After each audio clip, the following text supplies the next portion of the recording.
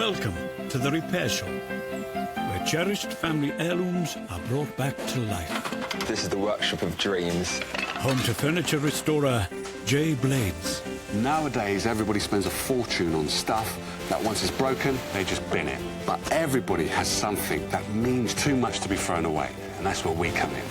Working alongside Jay will be some of the country's leading craftspeople. Every piece has its own story. It's amazing to think that some of my work becomes part of that story. I've always played with things, I've always repaired things, and I just love it.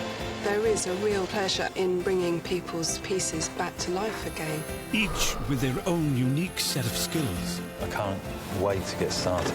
They will resurrect, revive, Come on, man! and rejuvenate. Treasured possessions and irreplaceable pieces of family history. Wow! Bring in both the objects... She's fantastic! That's just taken me back 50 years. and the memories that they hold Oh, yes! back to life. Oh, my God!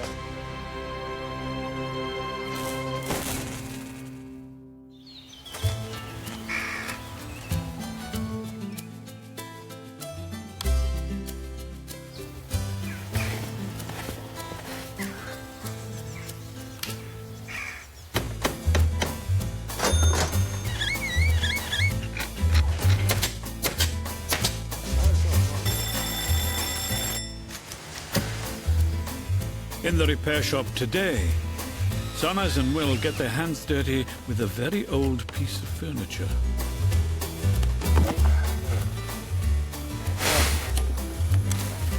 While silversmith Brenton tackles a tricky fix. Two metal ladies destroyed in a World War II air raid. They're made of spelter. It is very fragile, and they're certainly not built to be bombed, I'm afraid.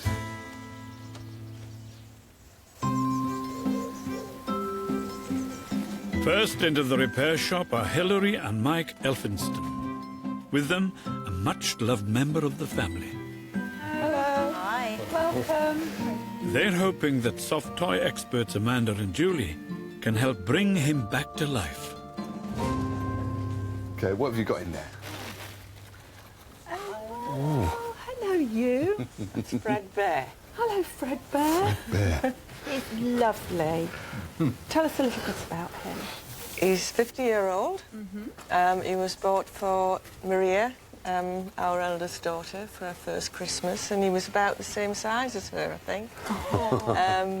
Maria then had two more sisters and a brother, hence the very battered look, because he was carried around by his ear a lot. Yeah. Yes, and see, that's gone. Yes. You haven't got that No, I still. It's haven't. definitely... Oh, dear.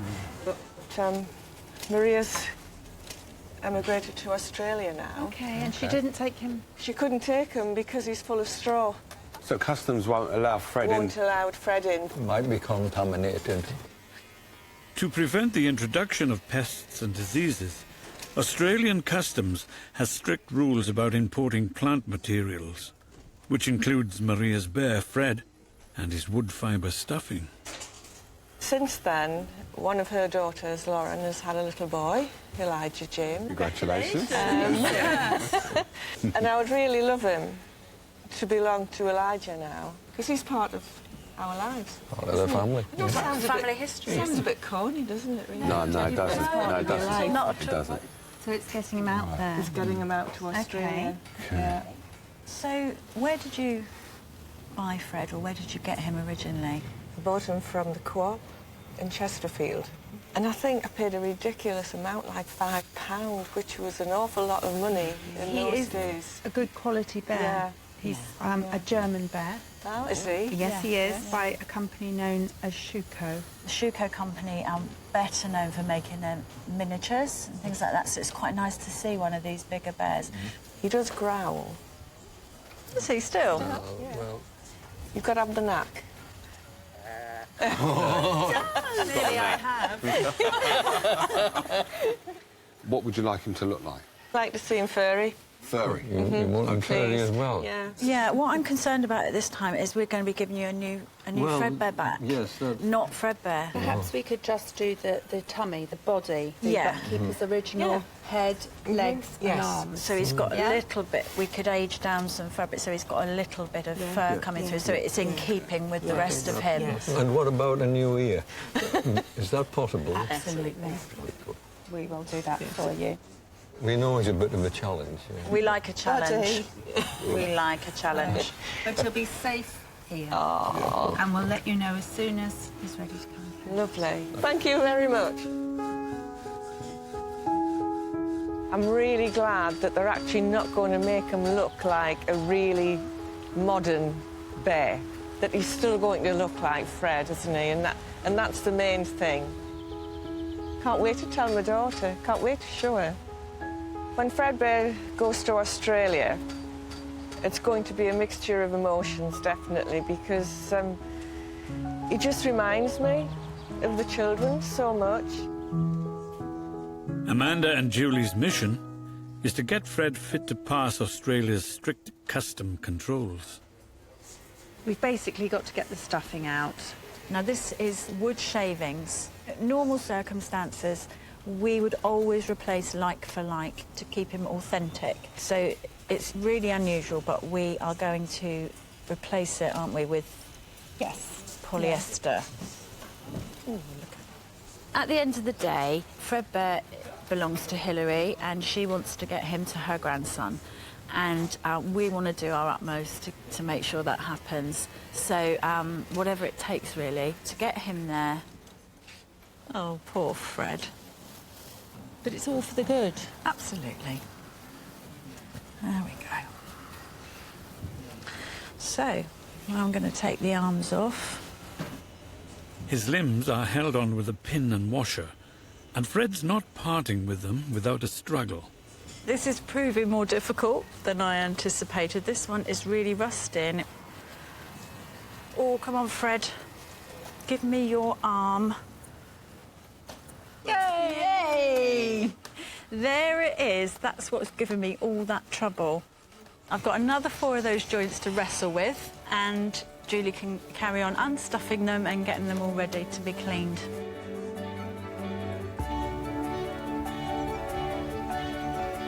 Many items that arrive at the workshop have been passed down through generations of the same family.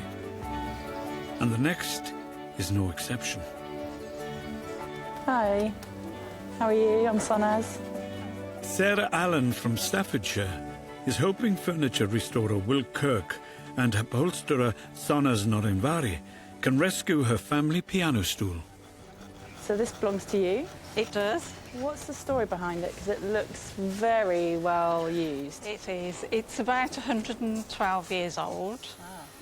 It's been in my family since 1905. You can sort of see the date on the plaque, although it's a little bit dirty. Gosh. It was awarded to my great-grandfather, William Henry Tappenden, who was a mason. And he lived in Margate in Kent, and they wanted to build a new lodge, a new Masonic lodge. So he became the secretary of, it does actually say on there, the Debenture Association. It was for his esteemed duties that he carried out really well as being the secretary of that from the Masons. So it was awarded to him, And obviously it's been in the family ever since then. It survived 2 world wars. Wow, amazing. And then when my granddad died, it went to my mum. So then they gave them to me. So I've had it for at least 20 years. Wow. Is it used today at home? Occasionally. Okay. But unfortunately I don't play, so... Are there any budding pianists? My son does, he'd play the piano, and my sister used to play as well, so Okay, she's and they use the stool? Yes. Oh, lovely. It does look as though it has had... It has. A really hard life. I mean, have you ever had it reupholstered or restored before, or is this exactly how you've had it? And this is how you remember it? Yes. It looks as though that there was some carving. Yeah. Carving. This has been Will's department. Yes, you're missing some carving there, aren't you? Yes. Broken there. And is that missing underneath there as well? So was this broken when this came into your... I don't remember having the carving on there. Would you like to see it in the same fabric again, as you know it? I did speak to my mum, she's 84, and I said, you know, about changing the upholstery. And she did say it would be nice to see it just as it was. Yeah, as it should be. Yeah, and for me to see the plaque cleaned up so you can actually read, you know, what's on it, really. Yeah. I think we've got our work cut out. Yeah, lovely. Thanks a lot for coming down. Thank you. Thank you very much. Bye-bye. I feel quite responsible for it. It's been in the family 112 years. Quite emotional to see somebody else walk away with it and to leave it here and go home without it. My mum's really quite excited about getting it repaired. Then she'll know as well that it will be able to then carry on down the family for however long, another 112 years. Lots of work to be done. Lots of work to be done. Somehow I feel like I've got the most amount of work. I agree. Do you? Yes. OK, fine. Yeah, but I have got no idea how to take the seat base out. It looks like it's dropped in, but it's a bit tight, so whether there's a hidden screw up underneath it or not, I don't know. Shall I take it to your bench? Please. First job, prizing out a seat pad which has lain undisturbed for several decades. I think it might be glued in there. What's this? It's The sharp stick you're waving around. Sorry, it's my regulator. Your regulator. I've used it to sort of pry this up a little bit. Okay. If you go that end... Should I use something like that? Yeah. And I'll go this end.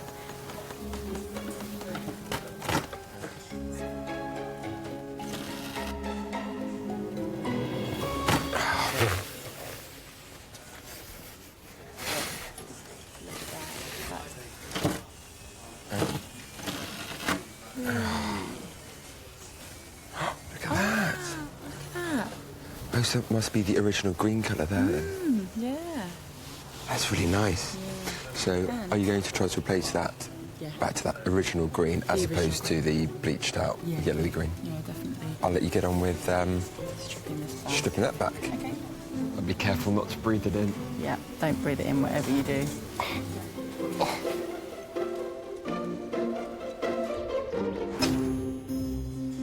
There's another clean-up operation over at Amanda and Julie's bench. Threadbare is getting a deep clean.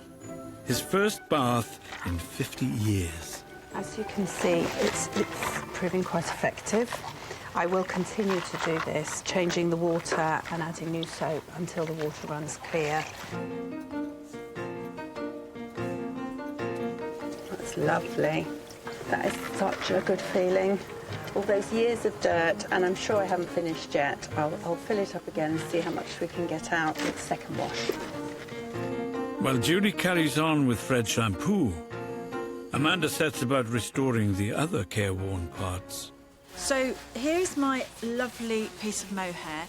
We're going to use this piece to make Threadbare's tummy.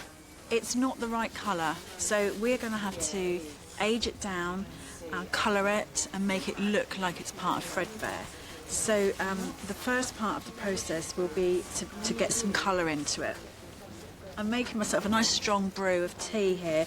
I'm going to put 4 tea bags in initially and just let them brew in this boiling water. If my tea doesn't get me quite the right tone, my next step would be coffee, because that tends to be a slightly different tone and slightly darker. But I think for Fred, tea is going to be the one. Mohair is an extremely expensive fabric. This stuff comes in at about £120 a metre, and I'm just about to plop it in tea. Wish me luck.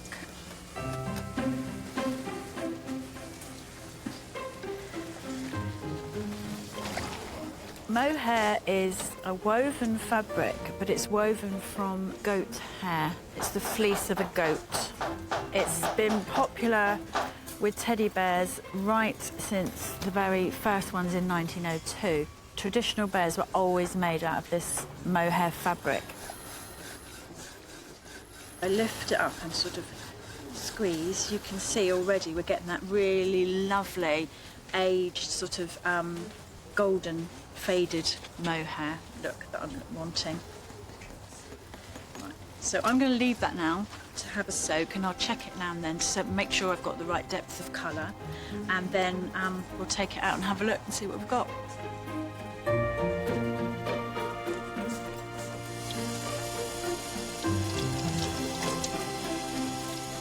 Feeling quite pleased with that, actually. It's looking really good. I will check before I go to the next stage, but yeah, I think we got it first time. Brilliant.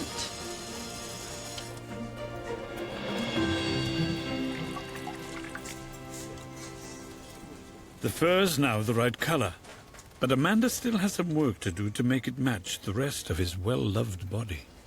One of the things that Hilary specifically wanted was to be able to stroke and feel some fur. So we've got to get it spot on so that she's got enough fur there that she feels that, you know, that he's got that nice soft tummy. But it's also got to be in keeping with the rest of him. The first thing I will do is shave that bit of his tummy.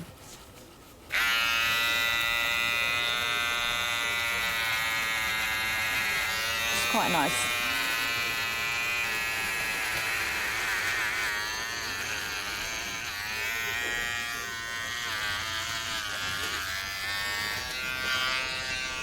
It is quite sad to see such a beautiful piece of mohair being treated like this, but he needs to look good. I feel it's quite artistic, actually, getting the right balance and getting it right, and it's literally doing it by eye, just looking, but you can see already I've started to thin out some areas there. Chest hair suitably trimmed and ruffled, Fred can now be pieced back together. We can see that he's starting to take shape now, and we can kind of see where we're going with him. So, yeah, I'm really pleased with the progress. Mm. Yeah. And you've already done his ears? Yeah. I was. He only had one ear when he came in, so I split that ear and used a bit of the tummy that he no longer needs to make backs for the ears. So fantastic. So we've he's used got two original for his ears. Yes. Just a bit of a sort of skin transplant. Absolutely, yeah. Moved it from one area to another. Perfect. Now, the most important job. To get Fred through customs, gone is the wood fibre filling, and in goes the man-made polyester. Doing this by hand is more unusual nowadays, but the good thing about packing it in tightly is that it's not going to move. If we fill him properly, there's nowhere for that stuffing to move to. So it's worth putting that bit of extra effort in now. And we'll have all his limbs ready to go onto his body, which is quite exciting, because he'll start to look like threadbare again.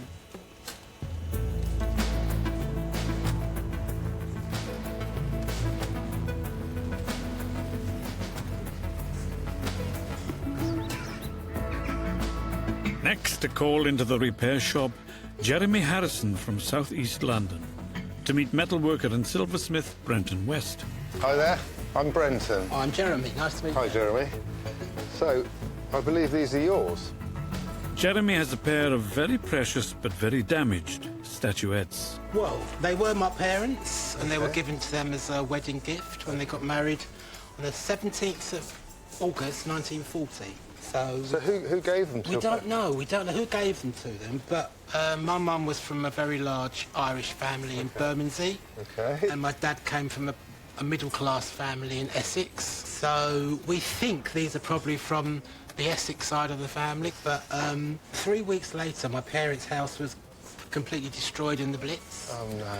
And when they went to the rubble, this is all they could pull out. Everything was destroyed. My mum's wedding dress, so they lost all their wedding photographs, practically. Wow. So sad, isn't it? It was just a pile of bricks and this sticking out. So were your parents in the air raid shelter at the time? When Yes. But they didn't seem to faze them. They just said, well, it was what happened in those days. It is what happened, isn't it? Imagine that now. So this is the one link we've got to the 17th of August, 1940. Really, really important. We didn't know about them. My parents boxed them up and kept them in the loft until 1979. Right. And then when we moved, these materialised. But she kept them because she wanted them fixed. I mean, Dad died in 97, and Mum died in 2010. Right. And we never got them fixed for them because we didn't know how. I mean, they've gone through the wars, literally, but there's a snapped piece there. Oh, someone's had a go at gluing this, haven't they? Because that bit of stone is broken and then is back on again there. All right. So someone has stuck that bit of stone back on. Probably me dad. And then he probably lost heart with it all, didn't he? Thought, oh, I can't do this. This is too much. He said, I'll stick that in a box in the loft. So, getting these fixed, what would that mean? It would mean a very great deal. It would be like a memorial to my parents because they went through such a lot during the war. They're looking down saying, go on, do it. Come on, that time. Yeah, we're very proud of them. It's just, we want to see them in their true glory. No pressure on me, then? Yeah, there is lots of Well, they're really nice items, and I will do my best for you. I know you will. I've got Okay. every faith. Thank you. Thank you very much. Okay, Good luck. Okay. Bye. I'm feeling surprisingly anxious now the statuettes have been kept here. They've not left the house since 1979, so I feel like I've lost a talisman. And I'm hoping that when they come back, they'll bring good fortune to the house. Seeing them mended would be absolutely fantastic. I can't actually imagine it because I keep thinking that they all look a bit drunk the way they're on the floor and, well, let's hope they've sobered up by the time you bring them back. So I've got Jeremy's statues here, which damaged in the Blitz in 1940, and they've had a good old bashing. They're made of spelter, which is a zinc alloy. It's an economical casting metal, similar to bronze, but it melts at a lower temperature. It is very fragile, and they're certainly not built to be bombed, I'm afraid. The metal the statuettes are made from makes this repair a minefield for Brenton. Spelter is very difficult to solder and easy to damage if you get it too hot. So on this occasion, I know how precious these are. I'm going to be gluing them together. So first thing I've got to do is to repair this part of the base. There's a crack there, so I've got to put some glue in that, and then I've got to clamp it closed so that the glue makes a good contact, and have that piece repaired first. I'm mixing epoxy glue, which is a two-part glue. So the mixing the two parts makes a chemical reaction that makes the glue start to set. Put some more glue in there. Because the more glue, the merrier, as far as I'm concerned.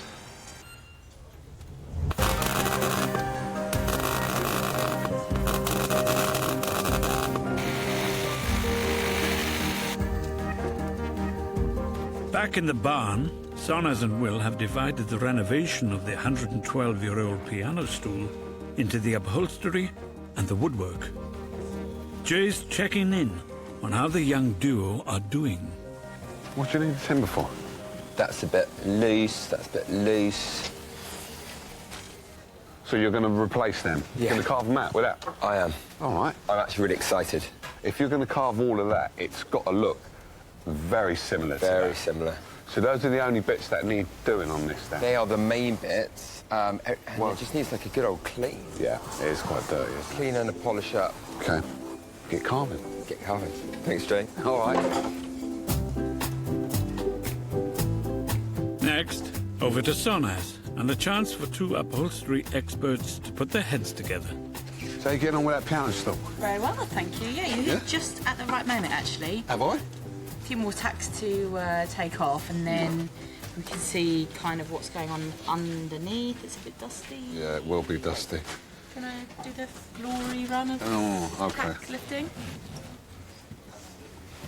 Yeah, this is loads of dust, isn't it? I know, it's just years and years. I don't think it's ever been reupholstered, and I think that means that this is the original velvet.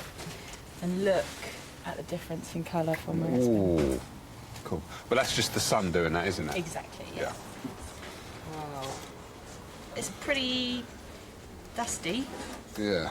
Even though there's nothing wrong with the actual upholstery itself, Yeah. it's just nice to replace this with new because it will be holding a lot of dust. So Yeah. Not only that, this isn't up to fire eggs, is it? Because That's a very good point. this is very flammable, this stuff would be, wouldn't it? Yeah, it So, is. yeah, replacing it with new stuff. You've got it covered then. I've got it covered. See? Yes, Jane. I'm going to leave you to it. I'm going to leave you to it. Okay. All right. So right now I am mapping out the drawing for the replacement carving. I can actually see on the bottom here there's a really faint outline of where the old carving used to be, and looking at that it seems to be almost a reverse of the carving that's on the top. So using that I can actually work out what needs to go where and what the details are going to be like, because I've got a great example here. Now he's got a plan. Will trims a piece of wood down to size with the bandsaw before clamping it to the desk, ready to carve.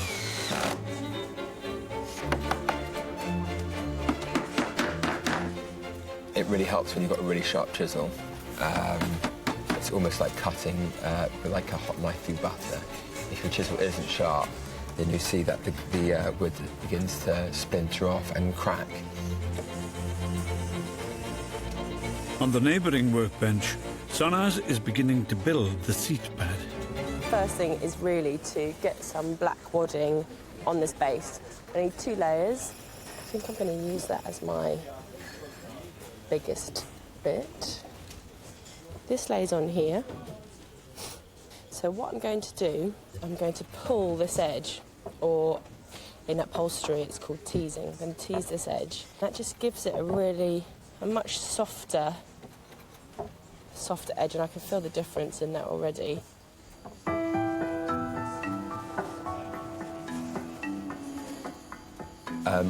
I'm constantly having to check the detail on the piano stool just to make sure that what I am doing is exactly what I need.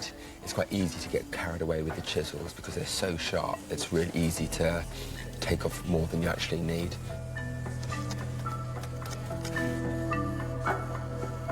I don't want to rush it, because when you rush it, that's when you have problems and breakages.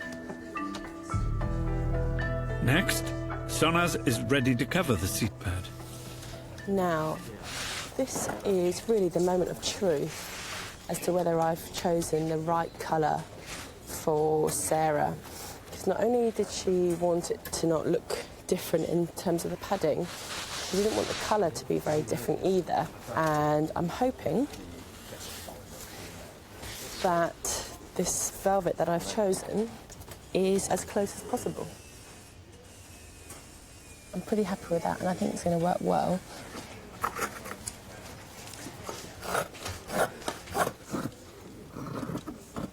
Good. Really happy with that. It's actually really nice to see it in new velvet as well, because it's the start of you kind of giving it this new lease of life.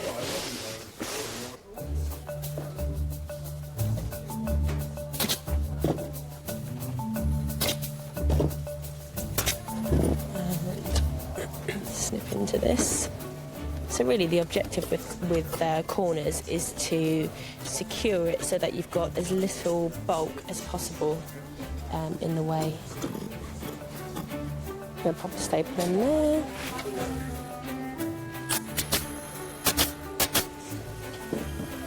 Job done. The rail's going to sit into that, lovely.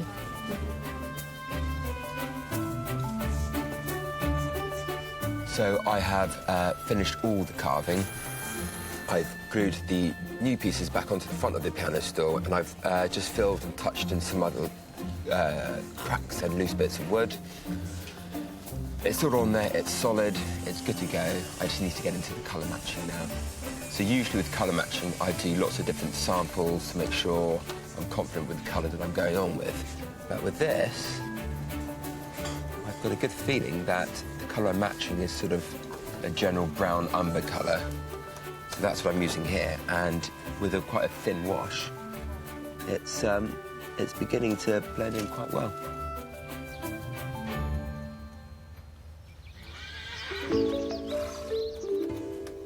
Amanda and Julie are coming to the end of their makeover of Threadbare.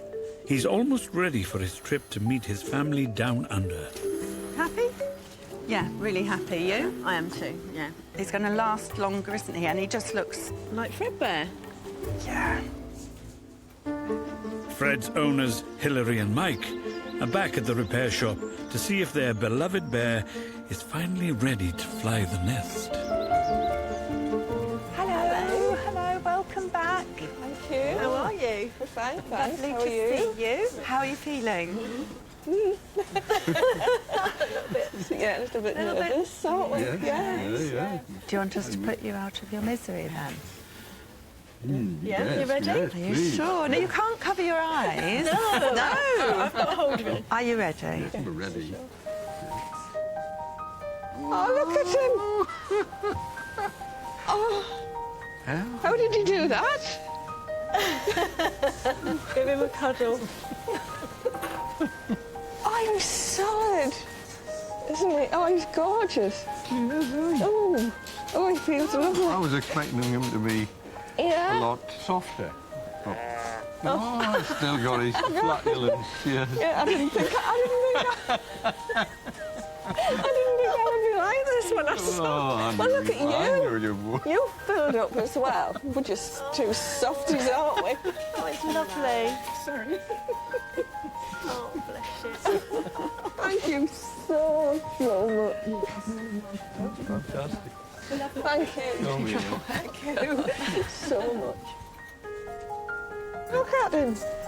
Oh, knock on his further back. We did that specifically because I know you said you wanted to be able to Yeah. feel Yeah, the fur. feel sort of Yeah. fur. So we aged and sort of distressed the front to make it look Yeah. realistic. Yeah, that's right. He just looks like threadbare. Yeah. Good.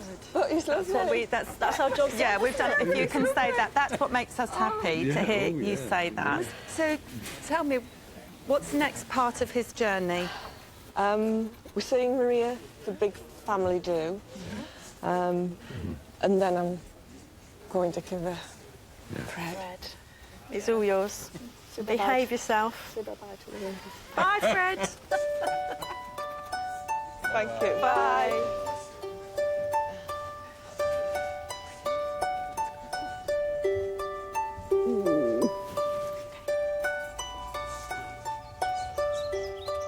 Absolutely amazed and delighted. We can't believe it. I became overwhelmed because Fred looked like Fred, and it was everything that I wanted. I just know how my daughter will feel. She will feel exactly the same. She won't look at Fred and think, what's my mother done to that bear? A few weeks later, Fred was reunited with Maria and completed his epic journey to Australia, where he met his newest owner, Hilary and Mike's great-grandson, Elijah.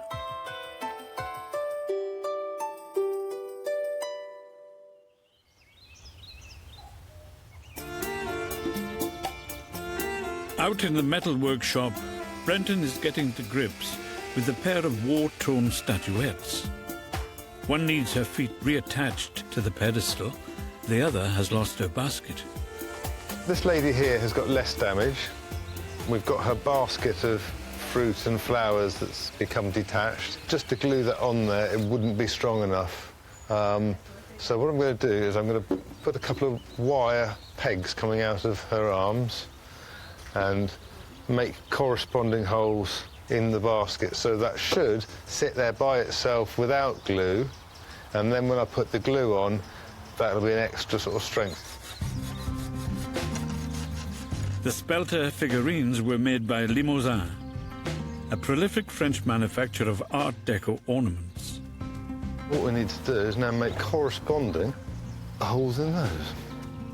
The company stopped production in 1940 during the Second World War, around the same time that this resilient pair were caught up in the London Blitz.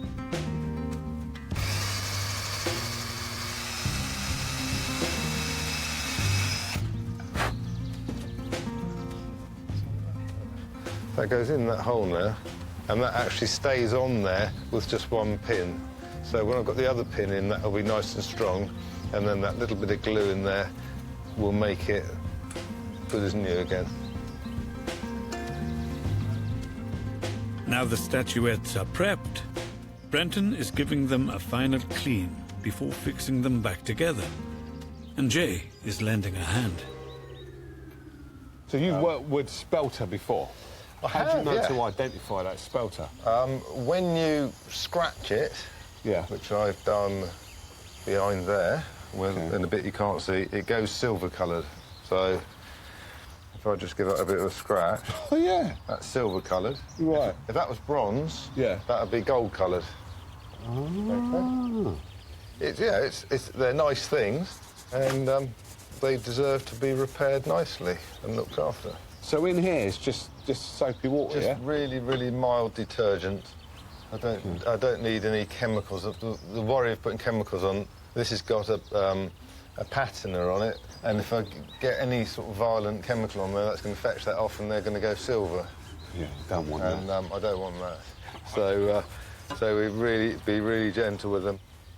It's quite therapeutic, actually. Yeah, it's good. Doing a bit of cleaning. Yeah, nice and quiet. Away from the barn.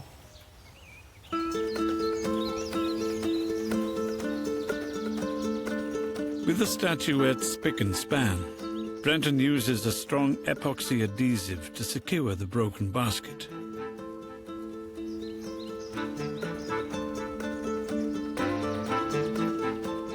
So that is in the right place.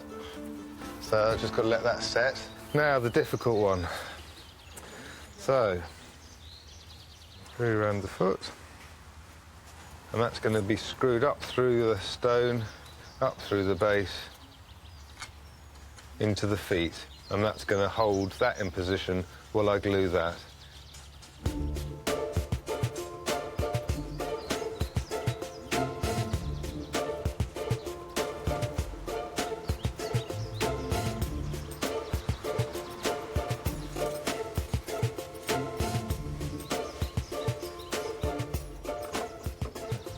That's actually quite happy down like that, so I'm going to leave that like that, I think, to dry. And a big sign saying don't touch. And come back and we can polish them up.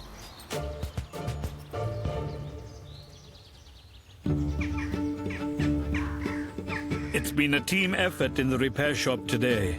Sonnaz and Will have been working their magic on a century-old piano stool. Now they're ready to reunite their parts of the project. Finish the top. Lovely. Look at that. Yeah. Beautiful. Looks great, doesn't it? That green against your wood. Look at your carving. Oh, please. Incredible. Well done. It's actually come up really well. And look at the brass plaque as well. You can actually see all the writing now. That's incredible. Can you guess which bits here I've replaced as well?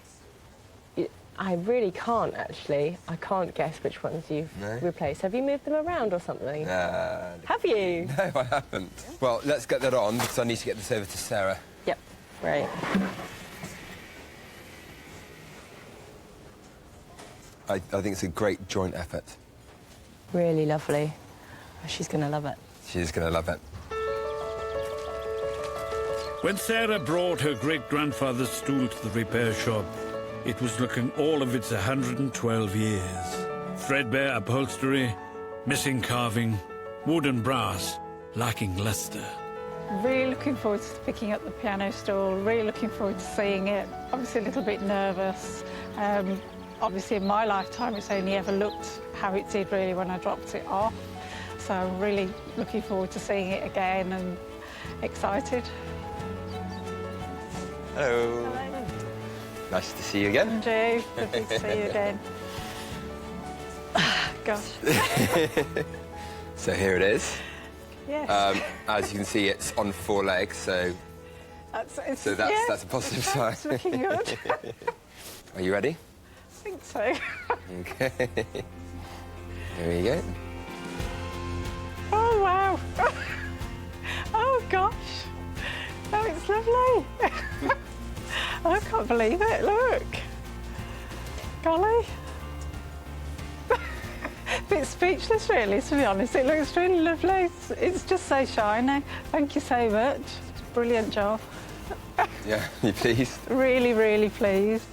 Sonnaz has done a great job with the upholstery. We've tried to keep the same green colour that was originally there. Yeah. It looks really vibrant again. See, a bit more really life full of to it. life. Yeah, Exactly. it does. It's amazing. Finally, the carving. Yes. The replacement carving. Yes, it's all back in place. Because obviously there was some actually missing, wasn't there? Yeah. Was it? I think that piece Yeah. actually wasn't there at all. And to get it to exactly the same pattern and everything. My mum will be really pleased to see it as well. And she was very keen to keep it green. To me, to get it back like this, it sort of feels like I'm starting the next era with it, if you like, and I know that then it'll be in a really good condition. It was a pleasure to work on, and it was also quite nice for me to work with Sonnaz on such a lovely item as well. So thank you very much. Seeing the piano stool, it's absolutely beautiful. It just makes you think of all of the people, really. It's my great-grandfather's. It was given to originally, and all the things it survived, 2 world wars, come all the way through, always been in the family, and hopefully giving the piano stool this new boost will keep it going for another 100-odd years.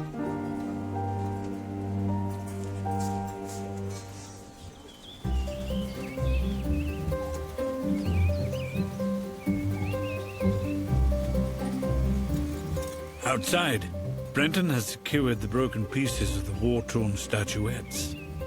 Now he's painting the glued joints to match the patina of the spelter before applying the final finishing touch. So I've got a specialist wax polish which has just brightened them up a bit and give them a bit of a shine, and they just need a tiny little bit just to give them a bit of lustre. All those years of being in the loft, we took lots and lots of dirt off them and we cleaned them. They were filthy. So this will just protect them, and that's actually coming out really nicely, lovely and shiny on the leg there. So I think that's just about ready. It's going to be party time at Jeremy's.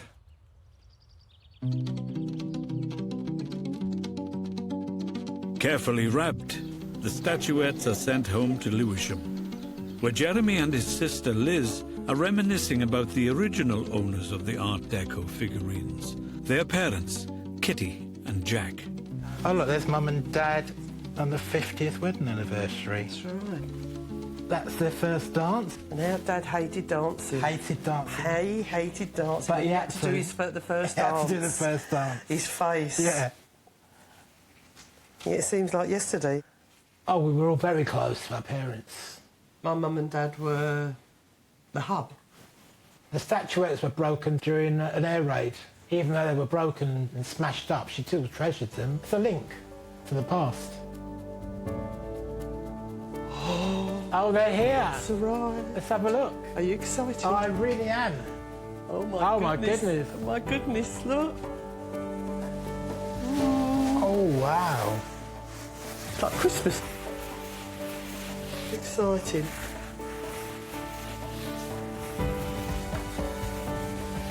Wow.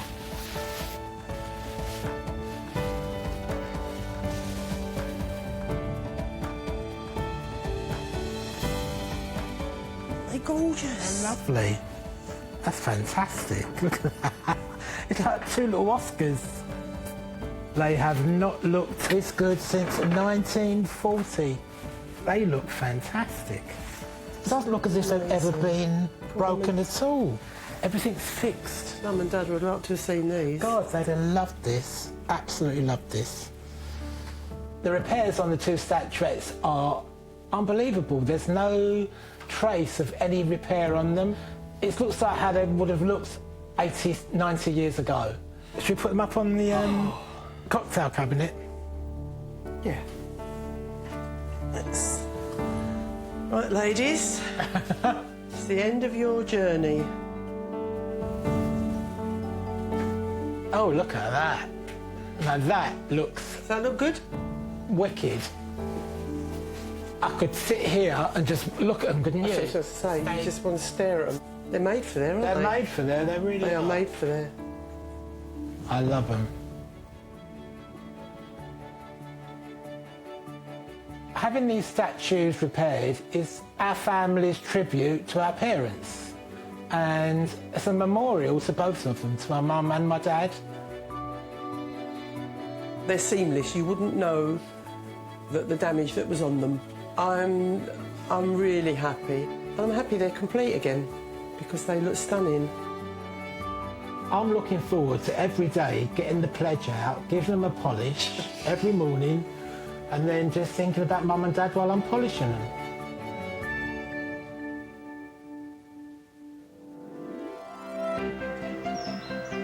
Join us next time as more family treasures are rescued. You're a clever bunny, ain't you?